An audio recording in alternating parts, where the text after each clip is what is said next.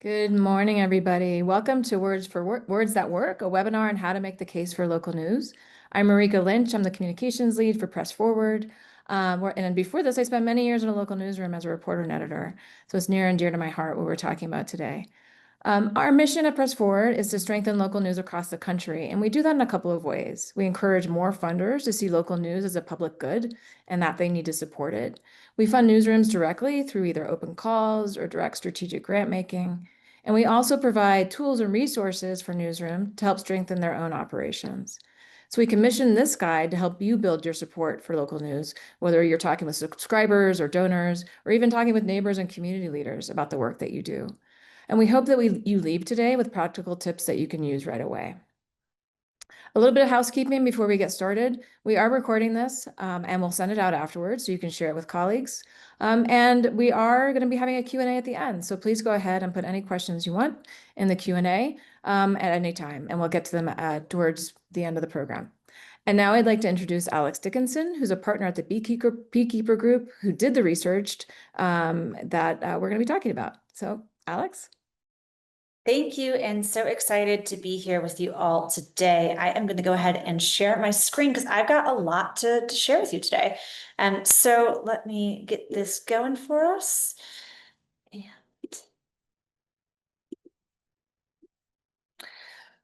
fantastic. So what we're talking about today is something that was born out of a couple of really critical questions.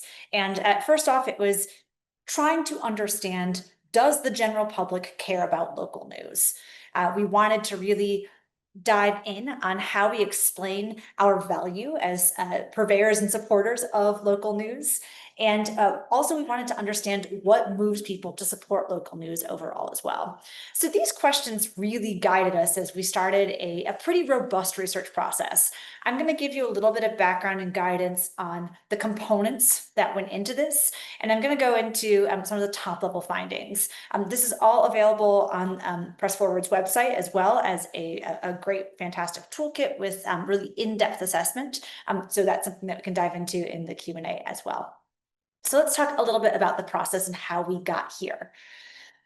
We started this back in February and March with a series of in-depth interviews with a mix of funders, newsrooms, and others, people who had critical points of view and perspectives on local news.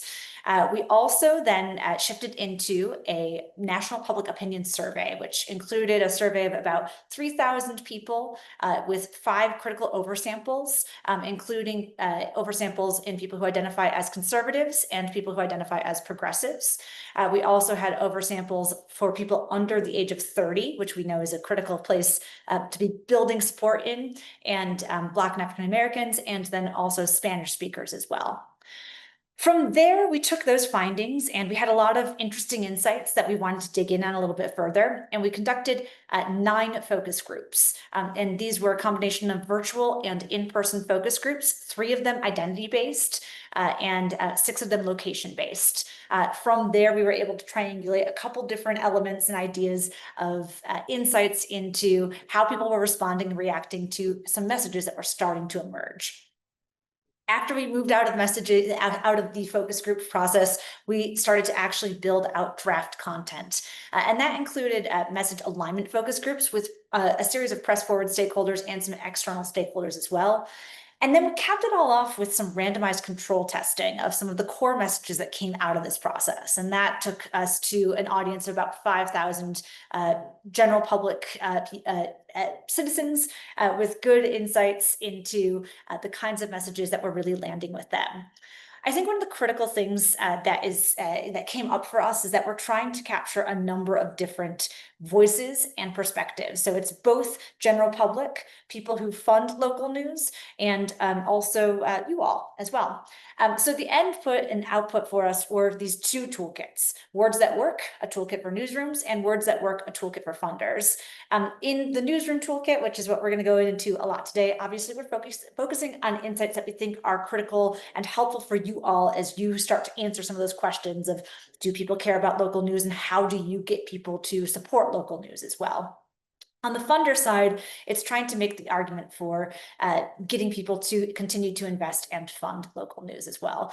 Both of these toolkits are available side by side, again, on the Press Forward website, and you can see a lot of good in-depth assessment in all of those. So I want to take a moment to really talk about the biggest takeaway for us, which was, I think, a critical reframe of how we've been talking about local news. So we want to shift from the local news crisis into something more affirmative and more positive. And there's a lot of research-based reasons that we're doing this. So the critical idea here is that when we talk about news deserts, when we talk about the challenges that we're facing, people aren't understanding. It's shutting them down, and they're not, it's not really motivating their action overall. So what we are looking to push towards here is a shift from crisis to community benefit. This means that we're not going to talk about saving struggling journalism as our leading headline. We're going to talk about supporting trusted local news that strengthens our community. And there's a number of reasons that we want to do this. And I want to dive into a couple of the key things that came out of the public opinion survey first here. So more than 8 in 10 Americans say they feel they can easily find and access trustworthy local news. Now, obviously, I think this is something that runs counter to what we know to be true. And there's a couple of reasons for that, which we'll dig into in a little bit. But the fact remains, this is a significant portion of people who when you tell them that they don't have access to local news, they're going to look at you and not really understand and believe that. Specifically, they cite local TV stations, social media in particular, and community newspapers as their top sources of local news. We also asked people some questions around what were their top trusted sources. It didn't change the top 3 here, which were TV stations, social media, and community newspapers. It did rearrange the order a little bit too. One side note on this as well, as we looked at the oversamples and looked at particular audience segments, these stayed pretty consistent. The only thing that was a real dramatic shift were when we dove in on social media platforms, the platforms of choice shifted based on different audiences. So as an example, overall, Facebook was the top source for news for general public, but then when you dive into under 30, that flipped over into Instagram and then TikTok as well. Another critical thing that came out of the research was that nearly all Americans believe that local news and information helps build a stronger community. They really see this as an integral part of what it means to be a part of a neighborhood, what it means to be a part of a community, and to have that feeling and that connection as well. And this is a little bit here or there, but we'll come to this a little bit more later too. But 70% prefer the term local to community. And specifically, we saw that local news and information, the more descriptive we could get there, was more preferred to local news. They were kind of neck and neck in the end, but still some helpful research-based things to consider there. So again, going back to this idea of trying to focus on positivity and not leading with news deserts. Again, the reason that we think that people did not necessarily resonate with this idea, and some of the reactions and responses when we talked about news deserts were confusion, and they had to really dive in and try and understand, okay, what am I not seeing here, is because social media provides that constant stream of content. And when we're seeing, as those stats showed us, that people are accessing local news and getting this content and trusting content that they believe to be informative and supportive to them on social media, it doesn't feel like they don't have that information. So they're not recognizing the absence because they're not information starved. So the question for us really becomes, it's not about quality and it's not about quantity, it's really about quality and trust. So how do we make sure that we're positioning the challenge here as being one that is information providers who are providing that level of high quality information to them as well. And most importantly, and this came up throughout all of our research and in our focus groups and in the message testing as well, negative framing is not motivating people to take action. So when we lead with a negative, it's really turning them off, and it's something that we know that we want to steer away from as well. So a couple examples of things that we're recommending reframing.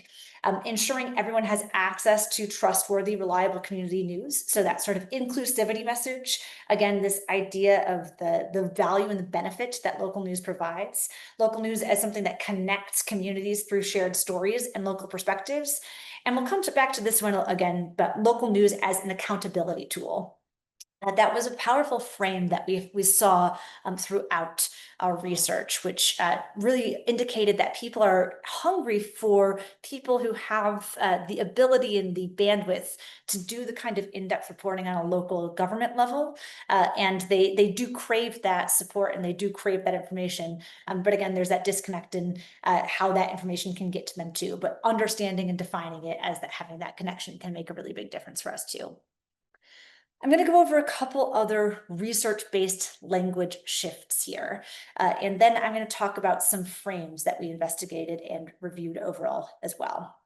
So one of the biggest research-based shifts, obviously, is leading with strengths and opportunity, not news deserts.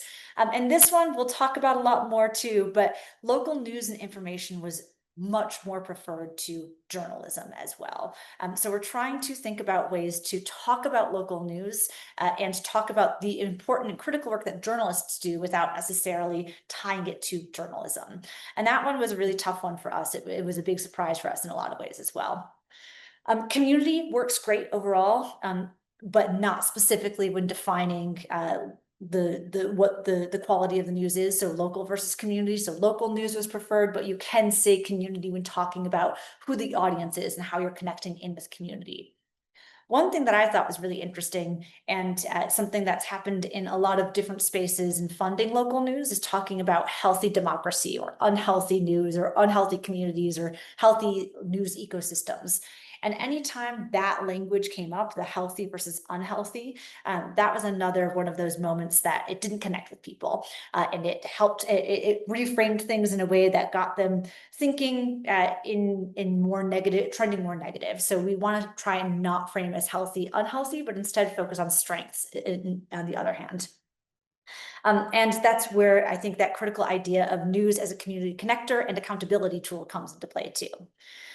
One of the other big things, and we'll see this when I talk about frames in a moment here, is we want to emphasize practical outcomes. We asked people what they value in local news and what they use it for and how it shows up in their lives. And again, this idea of safety and accountability and participation kept coming up. But if you want a shorthand for a way to really make sure that what you are talking about when you're talking about local news connects with people, our recommendation is everybody's favorite radio station, WIIFM, which is What's in It for Me.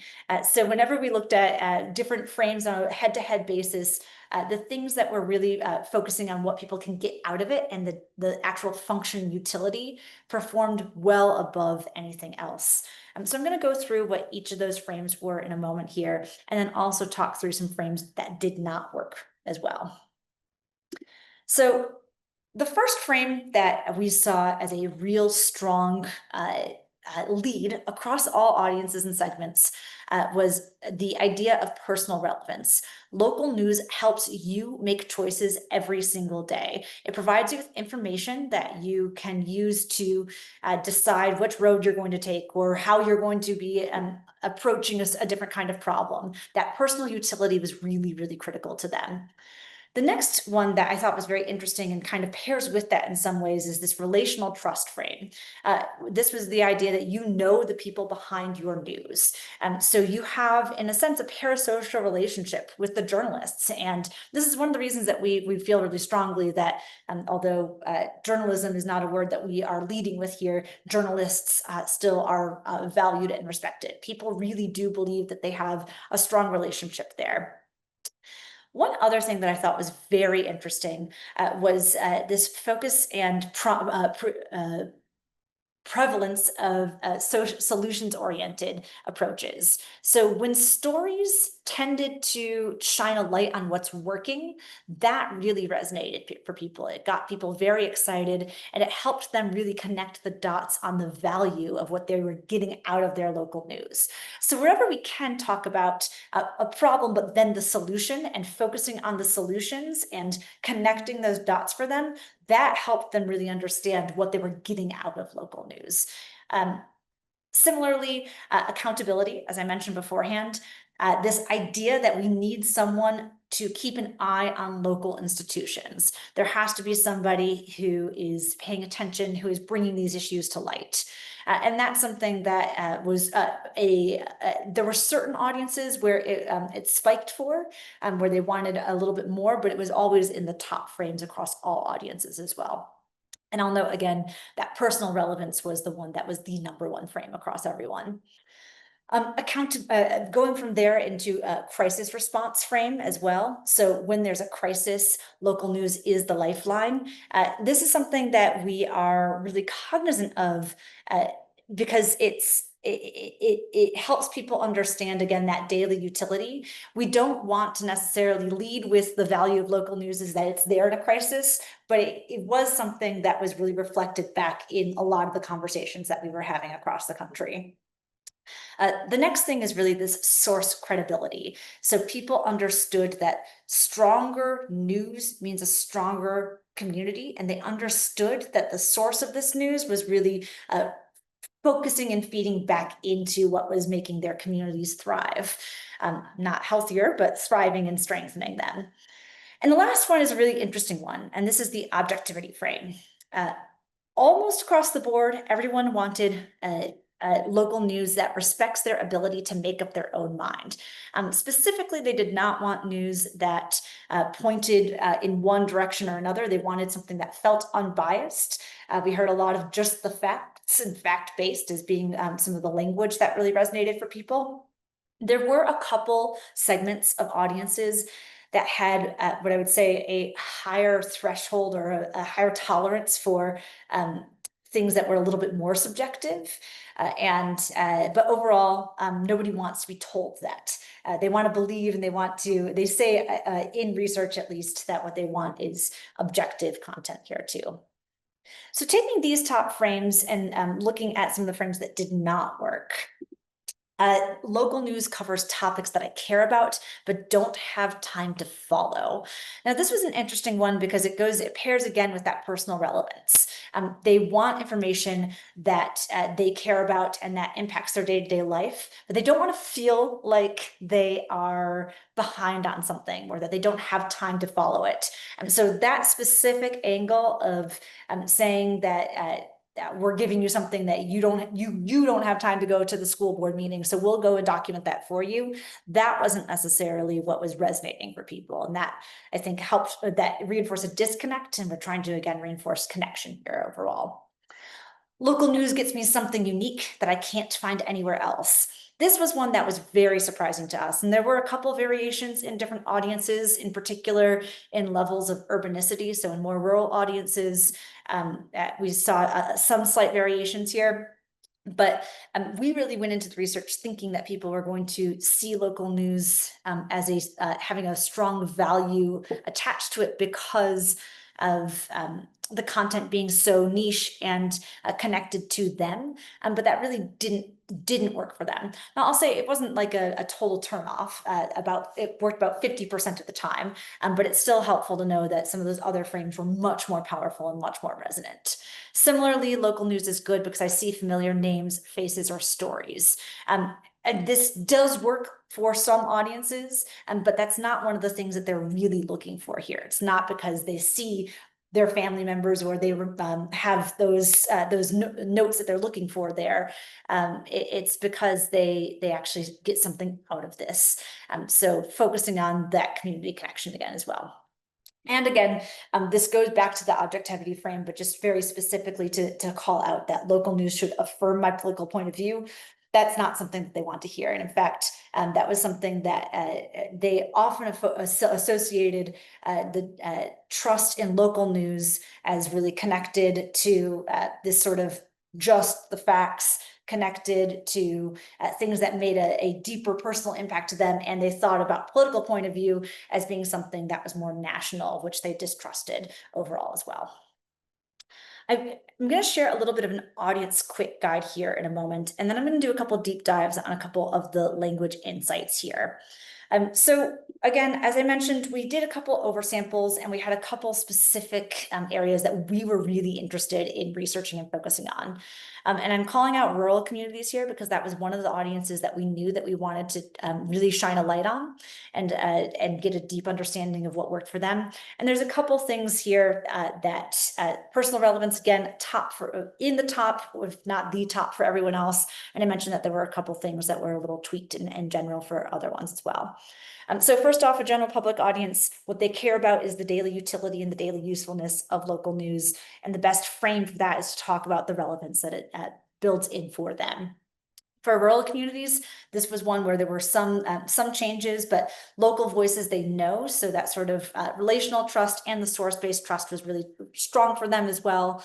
So really focusing on the relationship and that sort of communication element. This is a space where getting a little bit more into some of the unique content can be beneficial overall as well.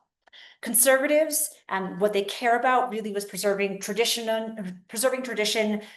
making sure that safety and public safety questions were connecting. But one of the things that I thought was very interesting, we saw this across the board in our focus groups as well, was this solutions oriented. For our respondents in the survey and for our participants in the focus groups, they really liked this idea of local news as something that presents options for solutions to problems. On the flip side, progressives were really motivated by the government accountability framing and action. And although I'm going to talk a little bit about democracy in a moment here as well, democracy-based language worked really well for progressive audiences. So just sort of keeping an eye on who you're talking to and then possibly pulling in some words and some framing around that can be really helpful, and democracy did work for them. Under 30, unsurprisingly, I suppose, in some ways, but shareable and visual content. They really wanted information that was consumable for them. They wanted things to be very easy to access. And they also wanted it to be personally relevant as well. Knowing how they can connect and how they can use this information, how they can tap into it made a big difference for them. We did ask a couple questions in the survey about influencers and under 30. So overall, the general public, as a note, did not trust influencers as a source of local news and a source of trusted information. However, people under 30, they did. It was about an exact flip. So 60% of people distrusted in the general public, but when you go into under 30, 60% did trust. So some interesting insights there, and something to keep in mind for thinking about how we're connecting and building out some of those elements as well. Spanish speakers, we heard a lot on the family and the community impact, and again, the personal relevance. And for Black and African Americans, that government accountability really resonated with that audience in particular, and that solutions-oriented frame really worked. One thing that I think is really important to note about how we've approached building the toolkit. So in the toolkit, we've developed language that addresses and connects into all of these different kinds of audiences, and some sample messaging that helps to reframe all of these ideas to these things. So our hope is that we are giving you a starting point. So as you start to build content for your specific audiences and your specific communities, you have a starting place there, and a starting place that's based in this research and really anchored in that. We understand that there are going to be different messages that shift and change based on different communities, but we want to make sure that you have enough information to be able to make an informed choice on that. So I am going to take a moment now to talk about democracy. And that was one of the words that we knew there was going to be a lot of energy around, and we wanted to really assess. Unsurprisingly, I think when we talked about the word democracy and when we talked about local news as something that supports and underpins democracy, it became a lightning rod for people. So what we understood, though, in conversation was when we brought up the concept and when we helped people understand how how the news and how local news plays a role in developing that sense of civic engagement, it really did resonate for them. So for us, the big takeaway was not avoiding the concept, but avoiding the word when we can. The word was polarizing, the word was causing confusion, and the idea and the function was more important there.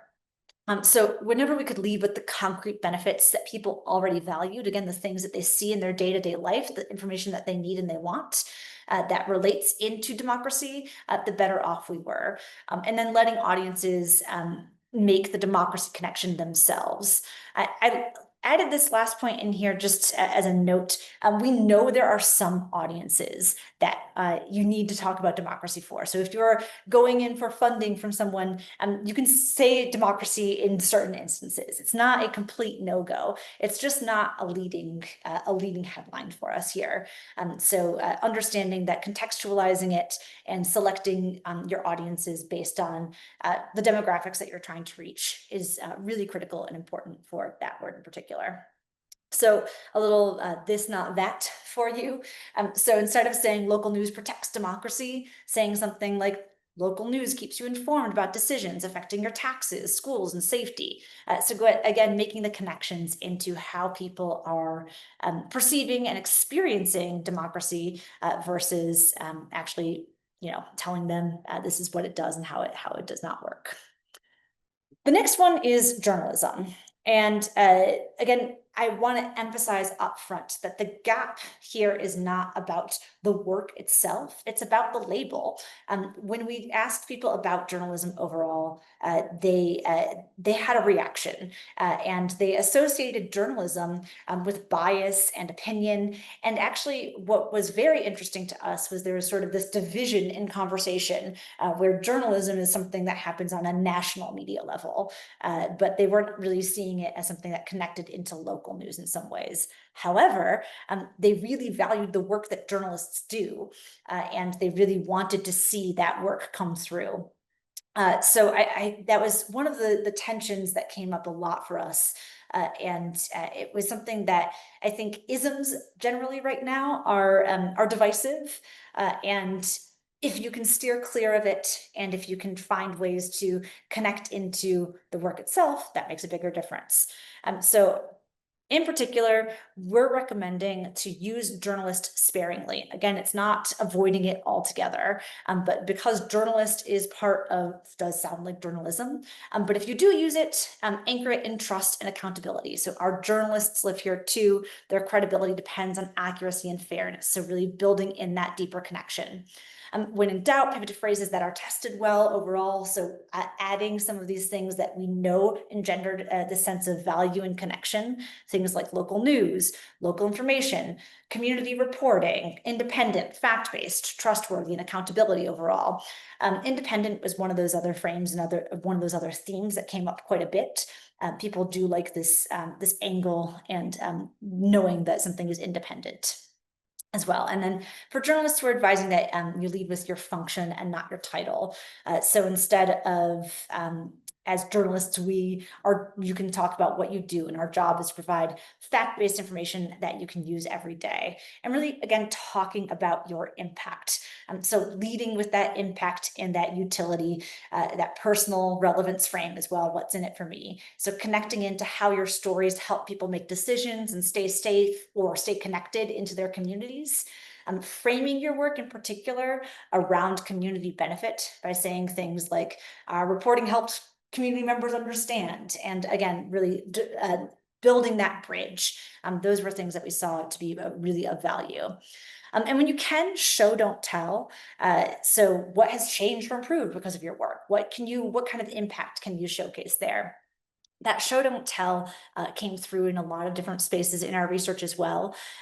People really love the idea of having trustworthy local news sources. However, when you say that it's trustworthy, that is a flag for them. So you do have to think about a good balance around this as well. So that was something that was a critical note for us as well. So I do want to talk about some of the other insights that we had in how to talk about local news, and a little bit more specific notes on making the case, and some of the facts and stats that we got around the subscription opportunity as well. So when we are talking about local news, again, some of the words and phrases that we want to think about here are local news connects people and strengthens communities. Wherever, again, you can build into the idea that what you're doing is supporting community, and you are helping people understand how they can experience their space and their neighborhoods. That was really something that helped make them feel more excited about support, helped make them feel like they were getting a higher level of value out of local news as well. Similarly, local news that focuses on things that matter to you. Helping them dial in on that personal relevance and the things that are particularly useful and of value to them. And this is another phrase that we were really interested in, which is local news is a public good. So it's something that has come up a lot in the funder space, is talking about local news as something that like sidewalks and street lamps, something that really resonates and connects with this idea of a source that everybody should have access to. Now, when we asked about this in the survey, we actually saw that people slightly preferred the phrase serves the public. But then when we dove in on that a little bit further in focus groups and throughout the rest of the research process, serves the public in their mind was equivalent to public good. So if you need to talk about how you serve the public and how local news serves the public, I think that also gets to this same critical concept of local news as a public good. Again, that idea that it is something that builds that infrastructure and supports that overall community conversation too. Support sustains service as well. We're going to talk a little bit about this in some of our subscription insights that we learned here too, but helping people understand that what they are doing gets them something in return. So support actually gets them more of this critical information that they need and that they use on a day-to-day basis. And again, the local news keeps power accountable. That is something that we want to make sure that we are emphasizing and that we're pulling that language through. I'll take a note here on watchdog, though. Sometimes people talk about accountability as watchdog journalism, and watchdog was another one of the polarizing terms. There were some audiences where it worked really, really well, and there were other audiences where it was, again, a point of confusion or a point of question as well. So in terms of building support cases that are the most accessible, accountability and this government accountability frame and lens really resonated and helped people understand and commit to a deeper sense of value and importance as well. So I do want to talk a little bit about some of the stats that we did on how people are accessing and paying for local news as well. So our research found that around 70% of Americans say they are willing to pay for local news that they trust. And that's an important element as well. Again, I mentioned before, saying that we're trustworthy was not something that that really worked for people, but if they feel trust in it, if they do see that they are getting that personal relevance and that there is this accountability element to it, that did work for them overall.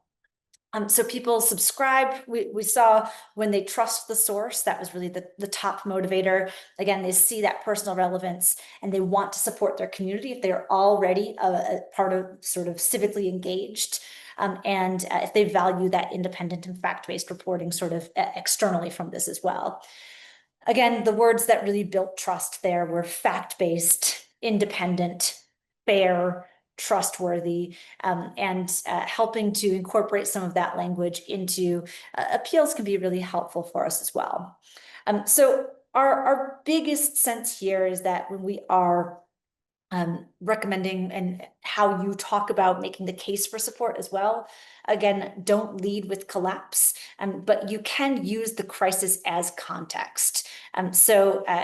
as I mentioned at the top here and throughout, this idea of local news in crisis and this idea of a news desert isn't resonating for people.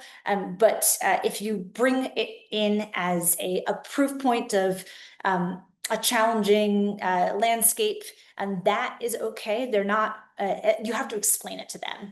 In our focus groups, we actually had a whole section where we asked people if they understood the word news desert, and then when we explained it, and they started to understand it a little bit more, that did shift and change. We saw a notable transformation where they had deeper care after they understood it a little bit deeper. But that's a gap, and that's a big barrier to try and move past. So if you are leading with that collapse, you're bringing them right up to the edge, and then they're going to fall right in. So trying to, again, bridge that wherever we can. Balancing urgency with agency. So I think helping people understand that what they're doing can give people hope and can make an impact and a difference. So again, that what's in it for me angle really comes into play here. So while there's an urgent need, helping them understand how that urgent need plays into everything overall. And if anything is underpinning all of this, it's that we want to tailor your message for your unique audiences. We went into this process knowing for sure that there was not going to be a silver bullet, that there was not going to be one singular message that resonated for every audience. But I'm thrilled with how aligned we got on a couple of those top frames. And that's why I really think it's important to home in on the elements that did connect for people. The ideas like personal relevance, the accountability, and that deeper connection to community overall. So while it's important that that we're all trying to sing from the same songbook overall, making sure that the song is tuned to your audience is really important here too. So I'm going to shift into just a couple common pitfalls and how to avoid them, and just a little bit of this and that. And we're going to pretty quickly open it up to questions as well. So I'm happy to dive in on some of that too. But first and foremost, again, leading with deficits. Local news is disappearing is not something that's working and resonating for people. So local news strengthens communities, connecting into the function and the role that it plays overall. Using jargon, that's something that shouldn't surprise anyone who's a journalist, but things like we're addressing news deserts through hyperlocal solutions. We're helping communities access the local information they need. I will note in a couple instances, hyperlocal did not perform as a term as compared to local or community. There were maybe some audiences that had a slightly higher interest in hyperlocal, but generally that was not a term that we were pulling through in our messaging. Next, again, abstract benefits. However, so we're supporting democracy and civic engagement, making, again, that as critical as possible into the impact that it's having. So local news helps you know what's happening at school board meetings and city council. So connecting into the information that they can get out in the world.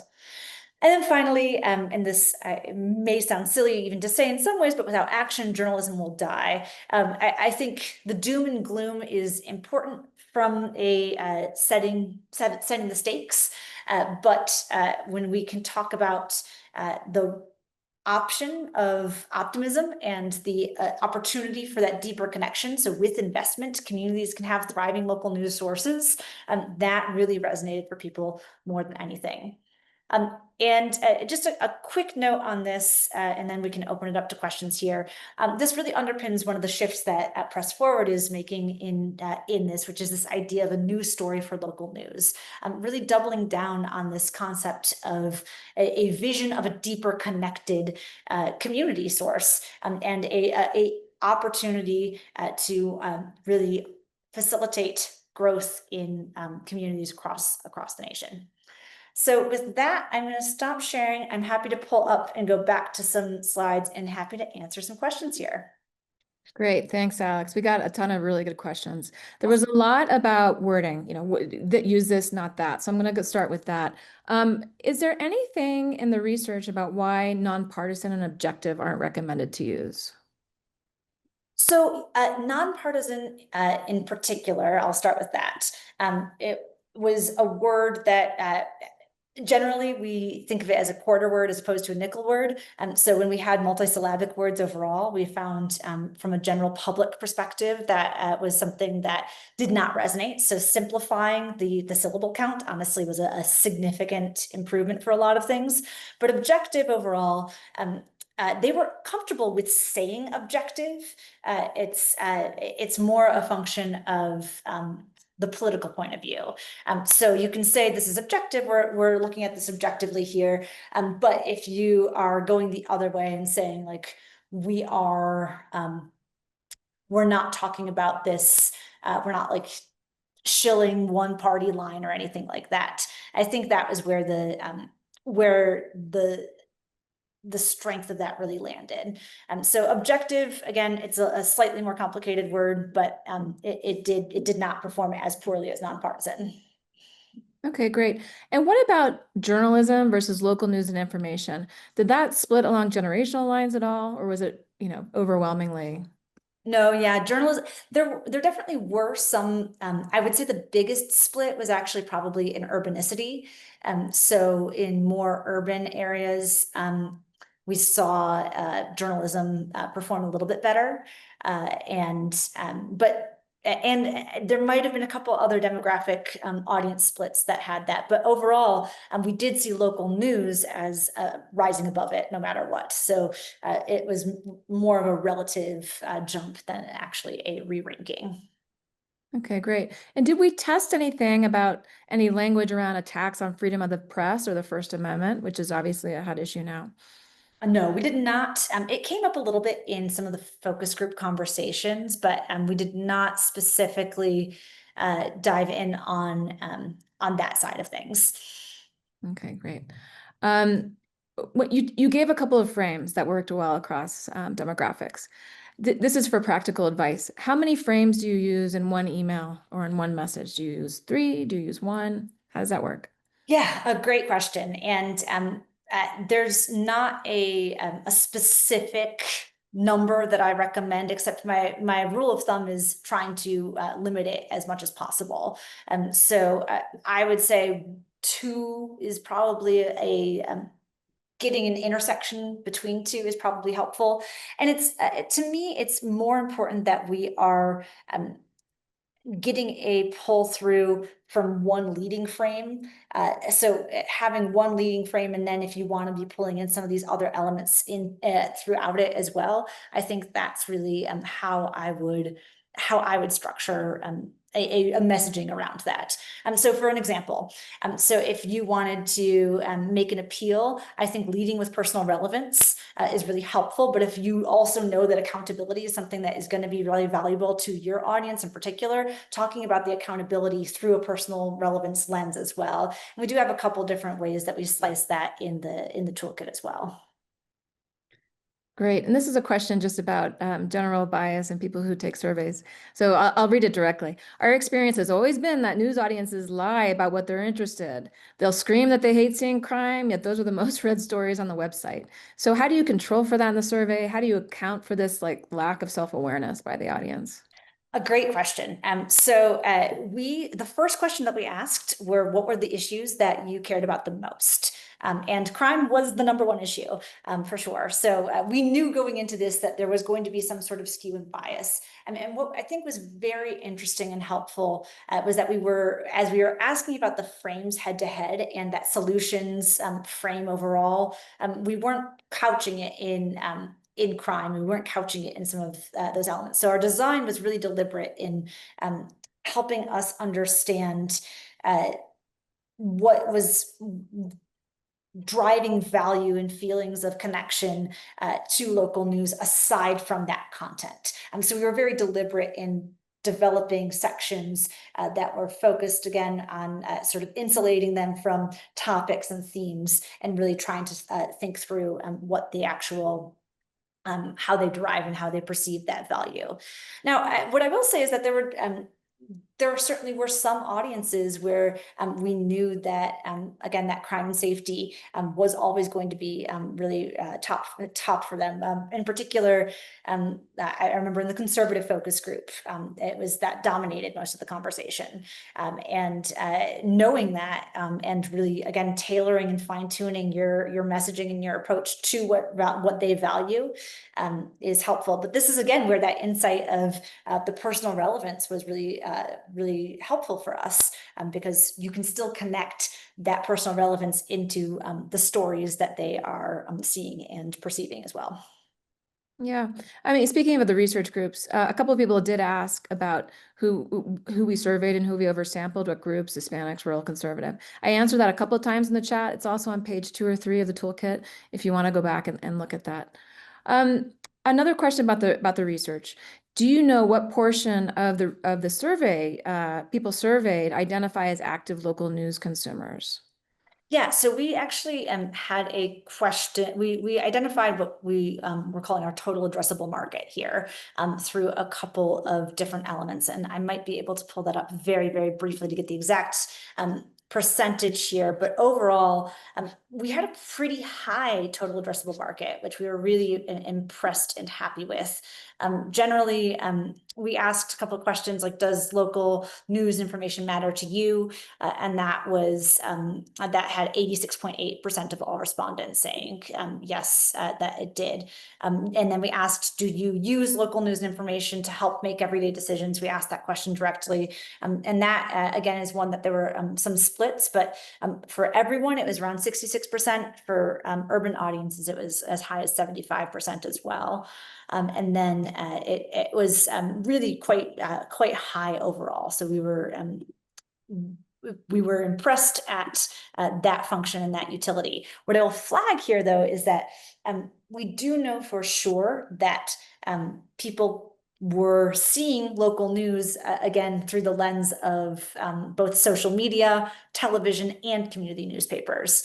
So there's that combination here too. So that's one nuance where they are seeing this, but they think local news could be, Cindy, the influencer down the street as well. Yeah, I mean, that speaks to another question that came up here too. We have 70% people say they'll pay for the news that they'll trust, but at the same time, other surveys have showed that very few people are actually paying at all. So how do you make sense of that? To me, it's again, it hinges on that trust element too. I think that there is certainly by that point in time in the survey, they had already been seeing a lot of the value in, and we've had asked them a lot of questions about local news. So although the questions were ordered randomly in different sections as well, so I think there's some potential slight level of bias towards wanting to support it in some ways, but overall, I do think that it hinges on that trust. I think that when people saw the function of personal relevance and they saw what they could get out of it, they had a higher appetite to support it. So that's how I'm squaring that sort of differential there. Okay. There were a couple of questions around democracy and what you really meant by talking about the function and the concept of democracy versus saying the word. So can you talk a little bit about what kind of language people can use to talk about democracy without saying democracy? Yeah, absolutely. I think it's about the ways in which democracy, government shows up to them, honestly. So it's a function of their voice and their representation. So you can talk about it from the value of free and fair elections. You can talk about it from the connection into uh, how people are getting their voice heard and how they are making sure that their local leaders are connecting into them. So to me, I think it skews from an impact and like that function, it skews more into the accountability lens. But then it's also the idea of civic engagement. So just being a member of a community and having some sort of function and role within your community overall too. Yeah. There's a question here that we've gotten a lot, and it keeps coming up, so I want to make sure we answer it. Um, so how do I battle the why should I pay for a subscription when I can find the same information on social media? How are people supposed to address that? I think the strongest insight that we have into that from the survey is in understanding that people value this fact-based and trustworthy information. And so this is where I think, again, where that disconnect between journalism and journalists was so interesting to me. People really want to know that this information has been vetted. They want to see how these stories are built, and they want to understand that there's somebody who has a level of professional expertise sharing that information. I think when you look at, I mentioned before that we asked two questions at the top. So what's your top source, your preferred source of local news, and what are your top trusted sources? Well, the top three were always the same for that, TV, social, and community newspapers, or local news and newspapers. There was a slight differential when it came to social media with trust. So trust was a little bit lower there. And I really think that shows, again, it's all about trying to connect and convey this concept of the real important work that journalists do. The other angle that I was really intrigued by in this, from the holistic view of our research, was in that relational trust. So the kind of parasocial relationships that people are building with journalists themselves. I think if there's ways to help people, again, feel those relationships and help people feel that sort of strengthened connection, that could be a real benefit too. So having people's names or known entities and having the sources as well be things that have that sort of rubber stamp credibility can make a big difference there. Yeah. So we have two questions from the opposite end of the demographic spectrum. We have somebody who works with teens in Boston, and they want to know what your advice is for communicating the relevance of news to them. And then we have somebody from a conservative, older publication where their audience is mostly conservative and older. So how would you? I know we have different frames for this. So tell us first about youth. What works with them? Yeah, so the personal relevance was shockingly important to them. So the other thing that I think was really heartening to me in some ways and encouraging to me was that they really wanted to feel like they were part of the community. They were craving this sense of connection. And I think that so helping to build spaces where they feel like they're a part of that, where they are connecting into that content, is really, really beneficial to them in particular. Beyond that, I also think it's obviously a function of the platform and where the conversation is happening. That was under 30 for sure. They want to be able to access that information on social media. And there are specific platforms. We're very unique and distinct. So tailoring content to those platforms as well, I think, is the other side there. For the more conservative audiences, I think the uh, real benefit that we saw was in maybe they do want to see more, they are going to keep reading stories about crime. They want to see, they want to understand stories about how things can be fixed. One thing that was interesting to me was accountability actually did perform pretty well with conservative audiences as well, conservative and progressives. But that idea that local news is playing a role in holding government accountable, and local news is playing a role in sort of preserving their sense of community and preserving their sense of connection generally too. So for them, I think it really is, again, going into how do you talk about problems, and how do you talk about the role that local news plays to connect the dots for them, and so that they can really see how these things are coming together. And I think that is important to note that solutions oriented does not necessarily mean not talking about the problems. Yeah. Somebody asked if we test the word media. I think the answer is yes, and it tested poorly, correct? Correct. Yes. People Yep. see it more as entertainment. Yeah. And I confuse it that way. we specifically tested media from a trust perspective as well. When we said, well, we tested the news as a trust, and that was one of the lower ones. But when we go into when you add local to media, it did perform slightly better. But as a stack against journalism, local news and information, storytelling, yeah, it definitely was not in the top there. Speaking of trust, I have a question about trust. Did you, or is it possible to parse the responses to align two dimensions, level of trust in local news versus the willingness to support and pay for it? It is from a data perspective, yes. We took that into consideration in building and developing the frames that are in the toolkit.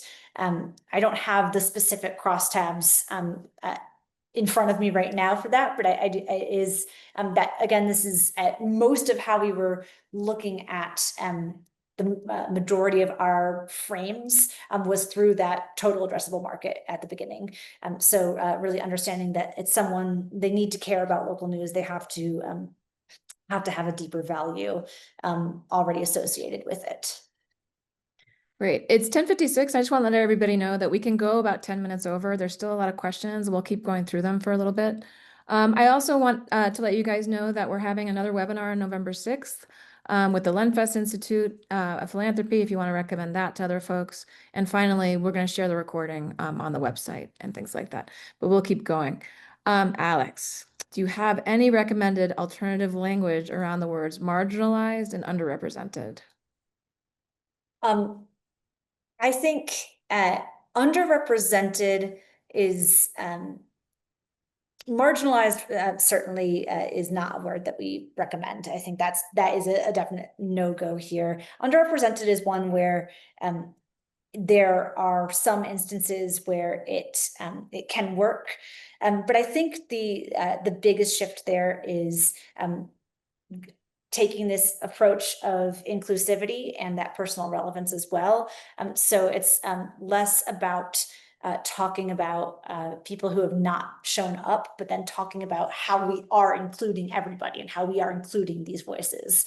So it's not telling them that they're marginalized, not telling them that they're underrepresented, but saying, no, and in fact, there is this opportunity. This local news outlet is connecting into this. So it's really a reframe into that positivity as opposed to the declaration of marginalization. Thanks. There's a question about, will the recording include the Q&A? Yes, the Q&A will be in the recording. Another PSA, sorry, I wanted to mention this. We want to hear your feedback, A, on the research, and B, how you're using it. On the website, pressforward.news/words.work, and Melissa will put that in the chat again. There's a form where you can tell us. So we'd love to hear from you. So please fill that out. Okay. This is, oh no, I got lost. I'm not lost. Hold on a second. Uh, sorry, I did get lost.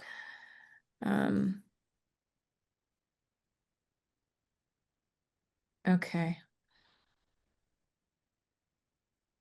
I'm also curious if you asked about how local news provides election candidate and issue coverage, and if that is a value that resonated. It was folded into some of the watchdog questioning in particular, but it was not a specific line of questioning. But I think that came up over and over again. People really valued understanding who was running. People really valued understanding and having someone talking about the person who's running for dog catcher, so and so.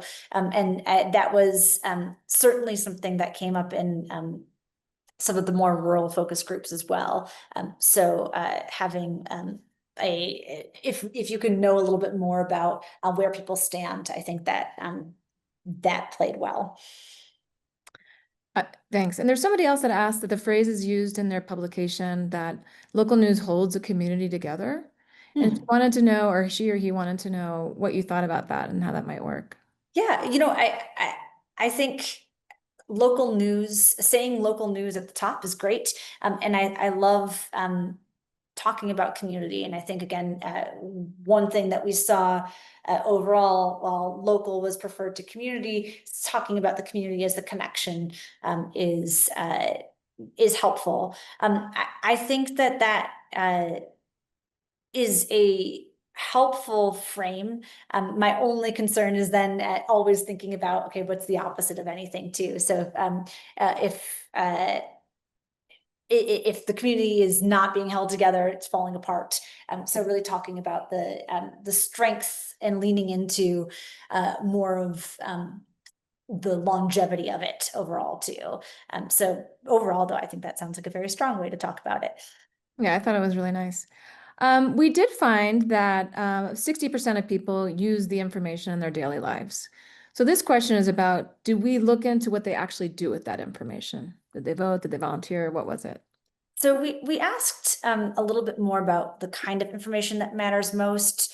We didn't necessarily ask what they were doing with the information, but we know, for example, like they cared about information that helped them understand a little bit more of complex issues. They were using it to uh, sort of get a sense of what's happening in their community, how they can be more engaged in-person events and day-to-day functions.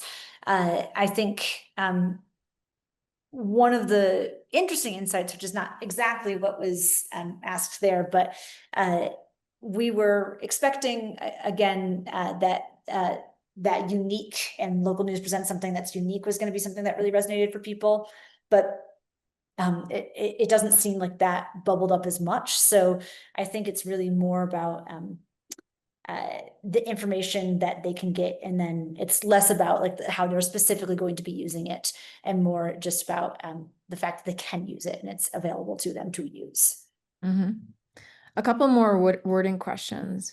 Is there any research on the phrase civic news that we had? I need to triple check. I'm pretty sure we did use the word civic in our ranking question. And civic is a word that I think the general public can sometimes struggle with a little bit. People don't really take civics classes anymore, so it's not. It's a word that I think doesn't necessarily mean something specific to them. But I know for sure that, again, that local news outperformed everything else, or local news and information outperformed everything else.